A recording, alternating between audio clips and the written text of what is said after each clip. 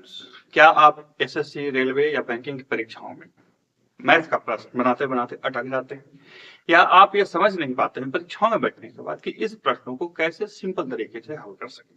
Trick लगाते हैं, फंस जाते हैं, या तत्कालीन समय में यानी कि जब परीक्षाओं में जब पहुंचते हैं तो ट्रिक नहीं काम करती है या ट्रिक याद नहीं हड़बड़ाइए। आप मेरे साथ मैथ को बिल्कुल सिंपल वे में सीख सकते हैं, ठीक वैसे ही जैसे किताबों में सिखाया जाता है, परंतु उन समझदारियों से जो एक अलग स्टेज पर आपको लेके चली जाती है। ये चीज जो है वो हमने यानी कि मैंने अपने इस पूरे लंबे क्या बोलते हैं पढ़ने पढ़ाने के क्रम में हमने इस चीज को सीखा समझाया, और उसी आधार पे आपको मैं ये चीजों को यानी कि प्रश्नों को बताने का प्रयास करता हूं कि क्या है, कैसे बनेगी, किस तरह से काम करेगी। चलिए आइए प्रश्न को देखिए। एक क्रिकेट टीम के 11 प्लेयर की औसत आयु 20 वर्ष। बहुत सिंपल, एक टीम है जिसके जो प्लेयर हैं उनकी औसत आयु कितनी है? 20 वर्ष। ठीक है, अब कहता है कि विपक्षी के सभी प्लेयर को शामिल कर लिया गया, यानी कि विपक्ष के भी प्लेयर शामिल कर लिए गए। तो जब विपक्ष के प्लेयर शामिल कर लिए गए तो औसत आयु में कुछ की वृद्धि हो जाती है। औसत आयु में कुछ की वृद्धि होती है, कितनी की वृद्धि होती है ये भी दिया हुआ। याद रखिए कि कहीं कहीं प्रश्नों में यही लिखा रहेगा कि कुछ की वृद्धि होती है, लेकिन यहाँ दिया हुआ, यहाँ कहता है कि औसत आयु में 3 वर्ष की वृद्धि होती है। 3 वर्ष की वृद्धि हो जाती है, बढ़ जाती है। यहाँ लिखेगा बढ़ लिख दिए थे, बहुत सुंदर। बढ़ जाती है या वृद्धि हो जाती है। यदि विपक्षी टीम के कप्तान की आयु 36 वर्ष है तब उस टीम के शेष खिलाड़ियों यानी कि प्लेयर की औसत आयु क्या है? बहुत सिंपल प्रश्न है, इसको हल करना भी बहुत ही आसान है।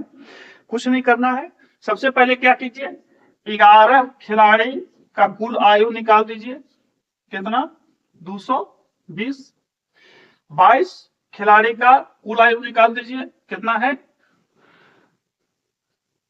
गुणा कर लीजिए। 22 में 23 से गुणा करेंगे कितना होगा? 100 बताइएगा। तो 23 दूनी 46, 460, और 23 दूनी 46, 6, 6 4 10 चले 506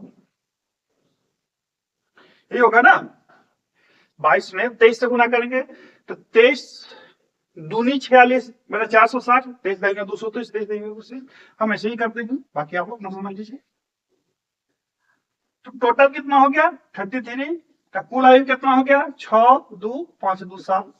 ये सिंपल, याद रखिए, मैं कोई ट्रिकबाजी कोई नोटंकीबाजी, मैं सिंपल गिन दे रहा हूं। ठीक है, विपक्षी टीम का जो खिलाड़ी है उसकी है कितनी? 33 साल, 36 साल है, तो 32 आदमी का कितना हो जाएगा? 32 आदमी का 726, घटाओ कितना? 36 के एक समान 32 कहां से ले आए? तो 11 12 33 आदमी था, सॉरी 11 और 11 22, हाँ 22 आदमी का कुल आयु है 506 साल। 22 आदमी का कुल आयु है 506 साल। हमने 33 बेकार निकाल दिया है ना, ये स्टेप और आगे बढ़ गए। चलिए कोई बात नहीं, मैं हटा देता, ये और आपको काम को आसान कर दिया। हाँ ध्यान से समझिए फिर से, 11 आदमी का कुल आयु 220 साल, 22 आदमी का कुल आयु 506 साल। अब 21 आदमी का कुल आयु कितना? तो 506 में से 36 घटा दीजिए, कितना हो जाएगा? 470। 470। अब इस 470 में से 11 का कितना है? 220। 470 में से 11 का 220 है, तो 11 घटा दीजिए तो बच जाएगा 10। तो 10 का कितना हो जाएगा? 220 शून्य, 7 में से 2 गया 5, 5 में से 2 गया 250। तो 10 आदमी का 250 है, तो औसत कितना हो जाएगा? 25। अब तो कुछ करने का जरूरत नहीं है ना, 10 आदमी का कुल आयु है 250 साल, एक आदमी का 250 और बटा 10 यानी कि 25 वर्ष बन गया आपका हिसाब, बिना हाथ लगाए हुए नॉर्मली तरीके से बन गया। आप इन तरीकों से औसत के किसी भी मैथ को शाश्वत नियम, याद रखिए इसको शाश्वत नियम बोला जाता है। शाश्वत इसलिए नहीं कि यह शाश्वत है, शाश्वत इसलिए कि मैथ जो औसत का मैथ होता है उसमें ध्यान रखिएगा व्यक्ति और कुल योग को पलट देना है और कुछ नहीं करना है, जितना है उसका कुल निकाल लेना है, उसके बाद फिर औसत फटाफट निकल जाएगा। कैसे? मान के चलिए कि 10 आदमी का औसत आयु 12 वर्ष है, एक आदमी और साइड कर लेते हैं तो औसत आयु 13 वर्ष हो जाता है, एक व्यक्ति का कैसे होगा? अब इसको बहुत सारे लोग ट्रिक से बनाते हैं। क्या ट्रिक लगाना? कुछ नहीं, 10 गुने 12 13 गुने, जो बच गया उस आदमी का औसत आयु। अब कहेंगे श्रीमान ट्रिक में भी तो बनता है, बिल्कुल बनेगा।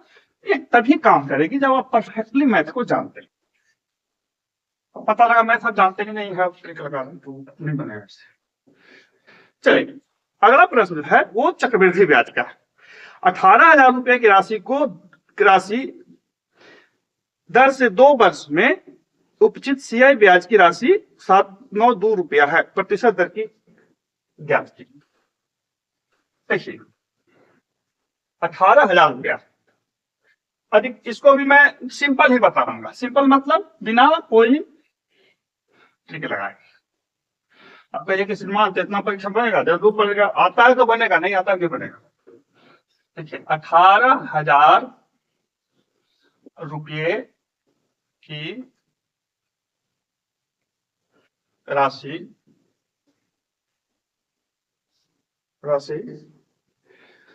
चक्रवृद्धि ब्याज दर से सीआई की दर से 2 वर्षों में प्राप्त ब्याज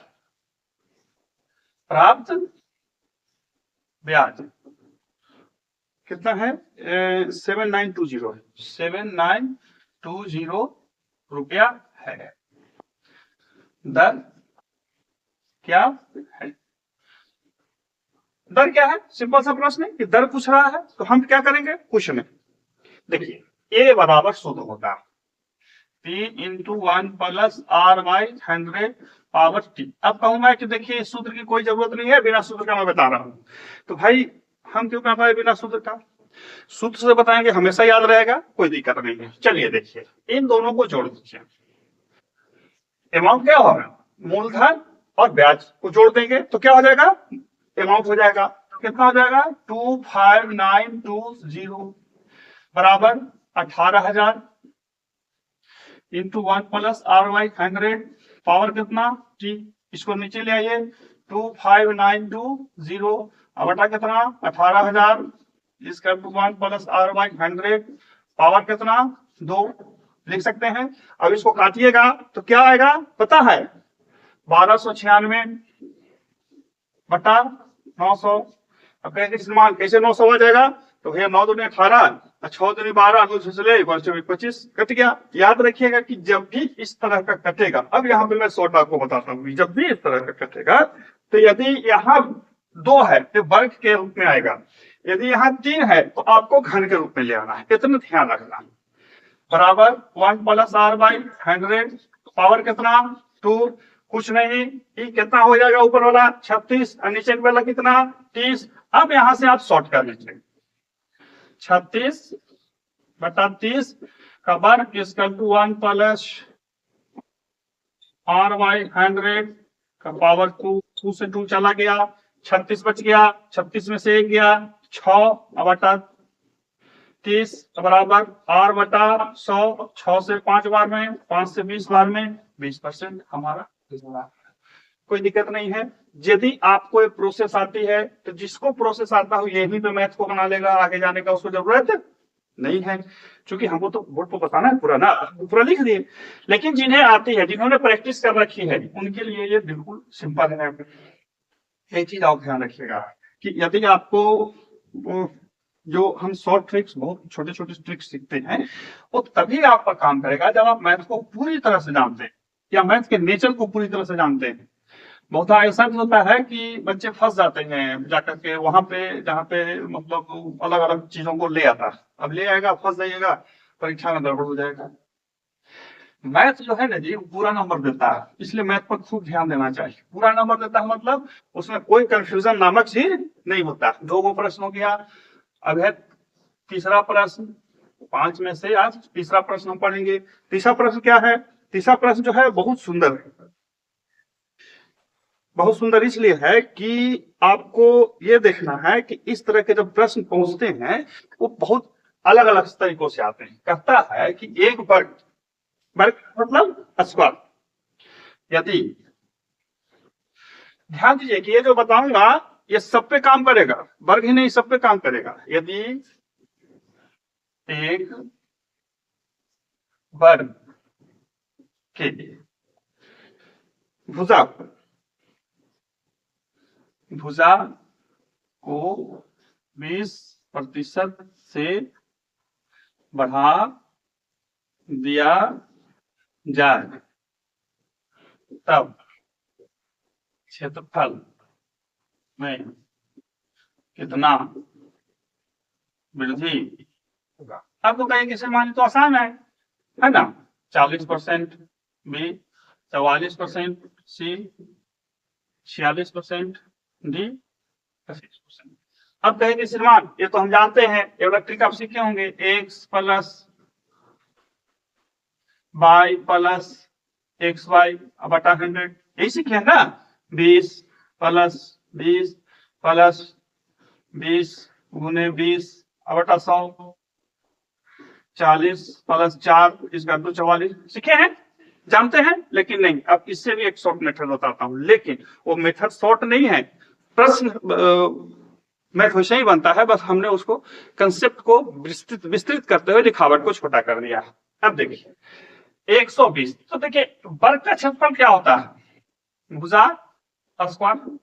तो जिस में स्क्वायर होता है मैं उसका बता दे रहा हूं, जिस में स्क्वायर होता है कुछ नहीं कीजिए, 120 गुने 120 अब बटा कितना 100 का बराबर है 44 से 144। 100 से जितना ज्यादा आया उतना का वृद्धि हो गया, यदि घट गया तो कमी होगा। अब कैसे बढ़ता है सो देखिए, मान के चलिए यही में रहता है, किसी आयत की लंबाई में 20% की वृद्धि एवं चौड़ाई में 30% की कमी हो गई, तब क्या प्रभाव पड़ेगा। तो फिर इस पर जाइएगा, कहीं पे माइनस कहीं पे प्लस, आप लोग गड़बड़ाते हैं भाई किसको माइनस करें, हमको कोई माइनस प्लस से नहीं जरूरत है। वृद्धि किया है तो हम लिखेंगे 120, कमी किया है उतना ही 100 से घटा लेंगे, 100 में से 30 जाएगा 70, अब बटा कितना 100, काट दिए 12 सते 84, 100 से कितना कम है 16% क्षेत्रफल कम हो जाएगा, प्रभाव होगा कि क्षेत्रफल 16% कम हो जाएगा। तो इस मेथड से आप जहां वर्ग होता है वहां कीजिए, घन होगा तो क्या करेंगे, घन को भी ऐसे ही करेंगे, बस नीचे को 100 बढ़ा देंगे, नीचे 100 क्या करेंगे बढ़ा देंगे। ये था हमारा बताया हुआ शॉर्ट मेथड। ये मेथड जो है आपको सब में, प्रतिशत लाभ में, वृद्धि क्षेत्रफल में, सब में काम करेगा।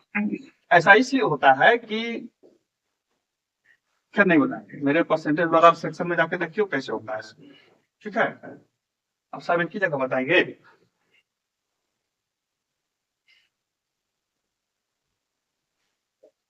जानते हैं मैं देखता हूँ बहुत लोग में डर बैठाते हैं बच्चों के मन में, कह रहे मैथ नहीं आया, ये नहीं आया तो कुछ, अरे भाई सब आता है, ऐसा कुछ नहीं है। मेरे साथ बहुत सारे ऐसे लोग थे जो मैथ बहुत कम जानते थे या साधारण जानते थे, कम तो नहीं जानते थे, साधारण जानते थे, आज अच्छी नौकरी पर, ठीक है। तो ऐसा कहना एक फिजूल सा नौटंकी वाली रहता है, वो डर बैठाते हैं लोग आपके मन में कि ऐसा नहीं होगा। वो अपना हरिशंकर परसाई का एक बहुत बड़ा साहित्यकार थे, लेखक थे, तो उनका एक बहुत अच्छा कोटेशन है कि यदि कोई व्यक्ति अंधेरे का दुष्परिणाम आपको बता रहा है, कोई व्यक्ति आपको बता रहा है कि अंधेरा में ये होगा, सांप काट लेगा, बिच्छू काट लेगा, गिर जाओगे, गोड़ा टूट जाएगा, बहुत डर दिखला रहा है, तो मान के चलिए कि वो अपनी कंपनी का टॉर्च बेचना चाहता है। तो कोई भी टीचर यदि आपको कंपटीशन का या किसी चीज का बहुत बड़ा सब्जबाग दिखा रहा है या बहुत डरा रहा है, तो समझिए उसकी अपनी कुछ मंशाएं। खैर मंशा धरती पर सबकी होती है। एक समांतर सक फलक जिसकी भुजाएं 2:4:8 में, एक समांतर सक फलक जिसकी भुजाएं 2:4:8 के अनुपात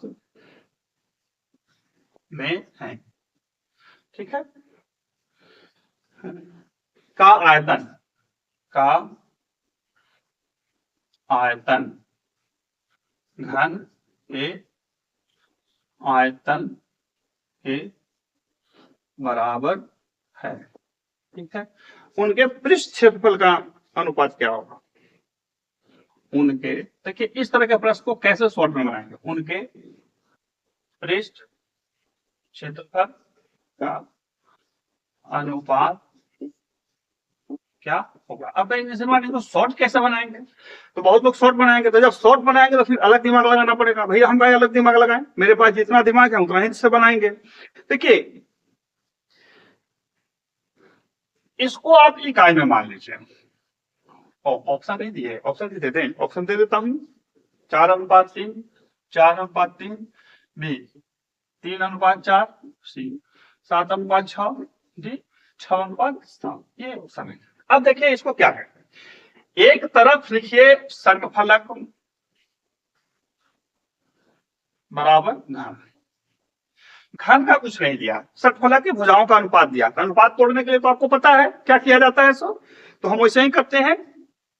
अनुपात तोड़ने के लिए उसी तरह से कर देते हैं। तो हम इसको लिख सकते हैं 2x गुने 4x गुने 8x बराबर घन, घन का आयतन क्या होता है, घन का आयतन, आयतन लिख देता हूं मैं। घन का आयतन क्या होता है, भुजा क्यू, ठीक है।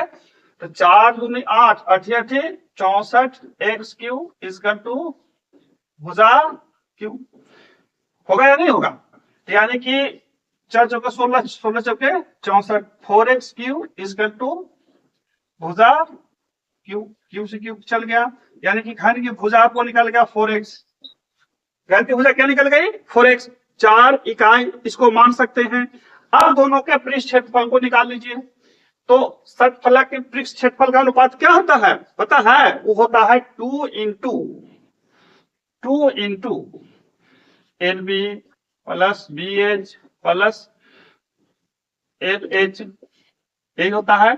अब घन का जो क्षेत्रफल होगा वो क्या होता है सो बताइए, घन का जो क्षेत्रफल होता है वो क्या होता है सो बताइए। तो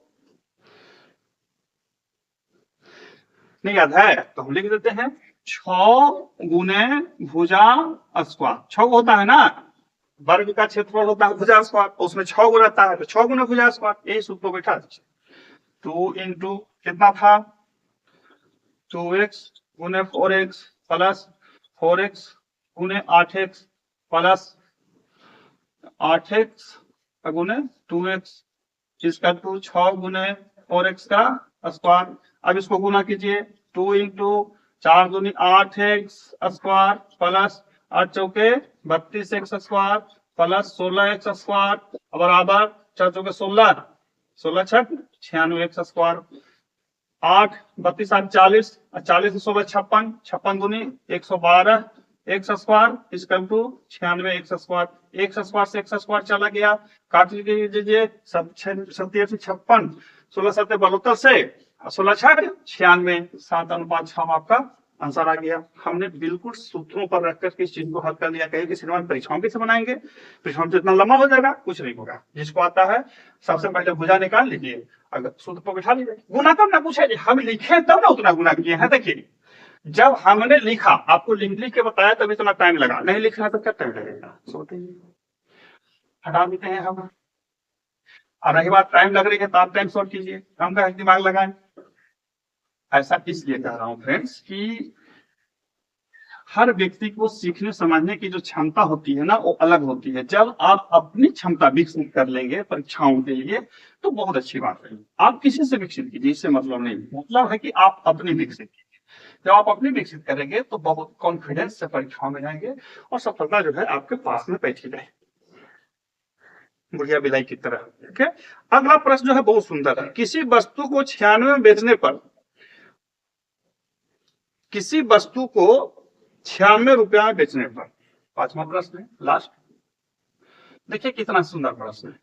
किसी वस्तु को 96 रुपया में बेचने,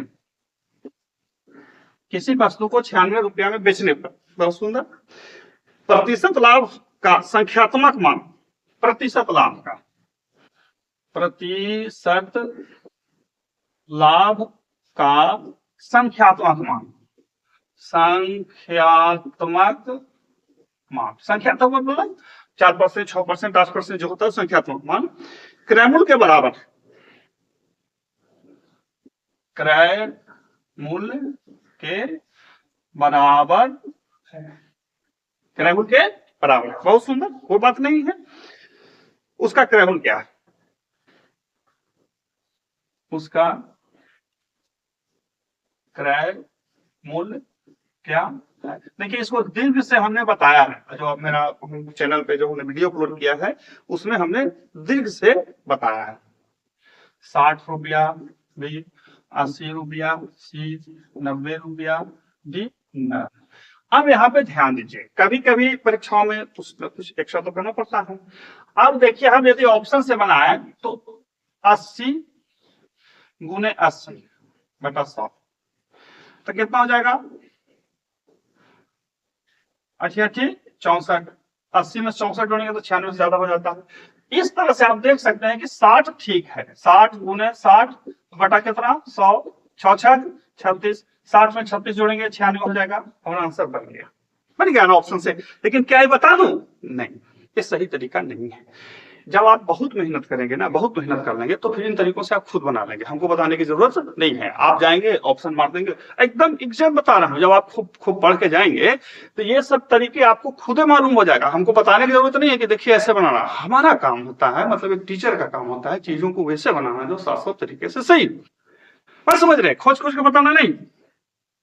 देखिए, इसका एक नियम है, सूत्र है।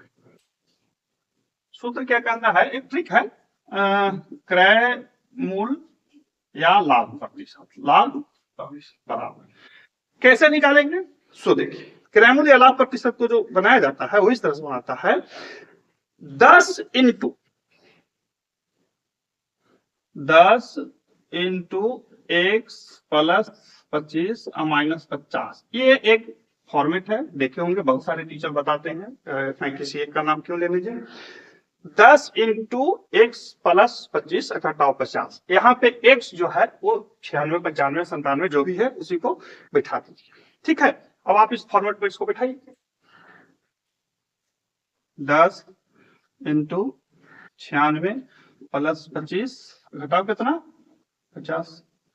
10 इंटू 6 5 से 9 12 माइनस 50, 10 गुने 11 घटाओ 50, 110 घटाओ 50, इसका टू कितना आ गया? 60। हमने 60 आंसर पहले भी लगा दिया था और 60 ऐसे भी लगा दिया। तो ये एक सूत्र है जिसको आप बना सकते हैं। अब एक इसमें बड़ा कैसे बनाए, तो बड़ा भी मैंने बताया है, जो मेरा प्लेलिस्ट है आप उसमें जाकर के देखिएगा। इस सेक्शन के लिए हमने बड़ा बताया कि कैसे ये बनता है।